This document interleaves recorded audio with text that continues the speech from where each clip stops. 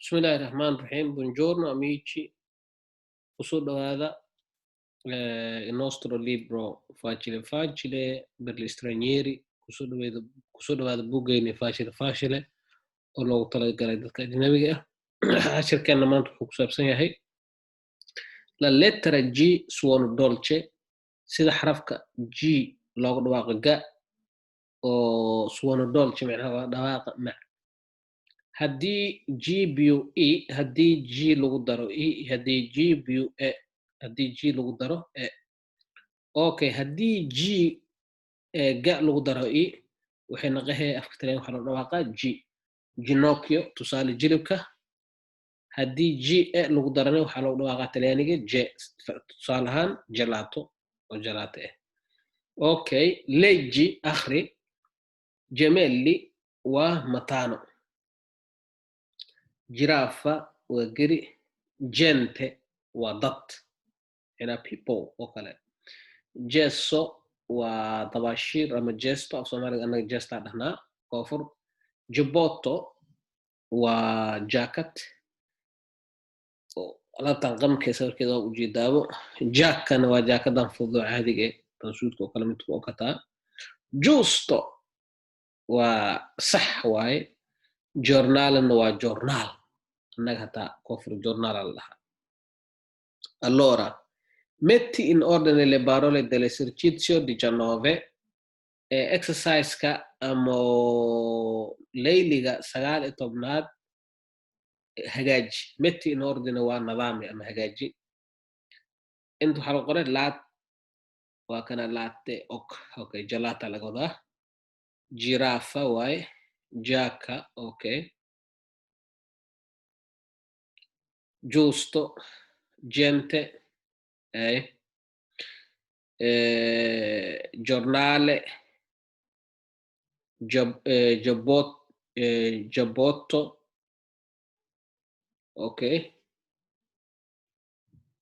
Gemelli, waa kaas saasa u hagaajiyey. Erayga waa lagu qalday, waa laisku qaaqasay, adaa la rabaa inaad dib u saxdo. Completa con G o J le parole dettate dell'insegnante. Xarafka G ama J ku buuxi, macalinka wuxuu ku dhawaaqaa. Anyway, anaga dhawaaq ma haysano, marka ogow afka Talyaaniga haddii ga lagu daro I, haddii ga lagu daro E, intaba waxaa waaye suono dolce waaye, waa dhawaaqa mac. Ga haddii I lagu daro waxaa loogu dhawaaqaa G. Tusaale giusto, gibbotto. haddii G oo lagu daro E na waxaa loogu dhawaaqaa J, tusaale gelato, gemelli, gelato iyo matano oo kale. Okay, waxaa laga tijaabiya sida dhawaaq lahay G, Jo, Jim, Jin, J. Okay. Lettera G suono duro, markii oo xarafka dhawaaqa xarafka ga markii dhawaaqa uu yahay suono, waa dhawaaqa duro markuu adag yahay, waxaa loogu dhawaaqaa. haddii G lagu daro tutte le altre lettere, xarfaha kaloo dhan haddii ga lagu daro waxaa loogu dhawaaqaa ga-na loogu dhawaaqaa. Tusaale, ga haddii A lagu daro waxaa la dhahaa ga. Tusaale gatto oo ah bisad. haddii ga oo lagu daro maxaa loogu dhawaaqaa go, gonna. haddii ga lagu daro maxaa loogu dhawaaqaa guanti. macnaha ga doo soo saare G ahaan u dhawaaqayso. tan kale haday maxay ahayd, waxay ahayd gelato, gemelli, giacca, runta giraffa, laakiin kan G ma dhehayso, waxaa dhahay ga.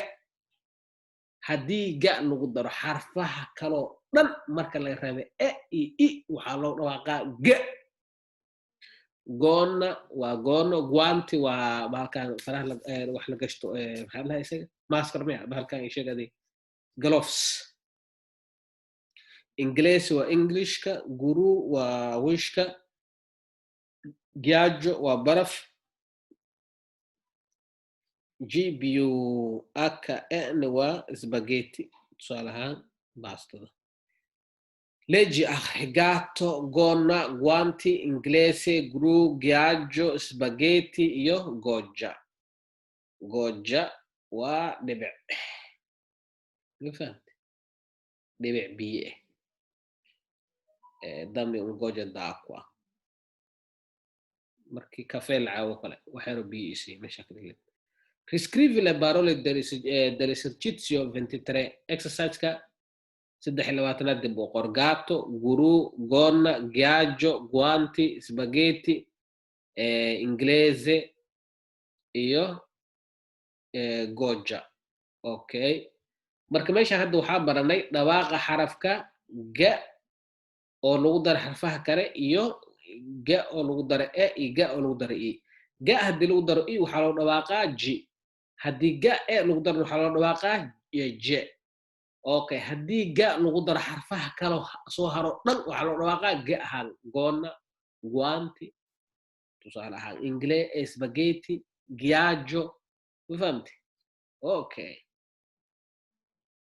halkaas ayuu noogu joogi doonaa casharkeenna inta aan mar kale ku kulmi doono channelka Double Teaching Program waxaan idinkaga tegayaa salaanta islaamka asalaamu calaykum waraxmatullaahi wabarakaatu ciao ciao ci vediamo a presto amici mar dhowaa is arki doonaa asalaamu calaykum waraxmatullaahi wabarakaatu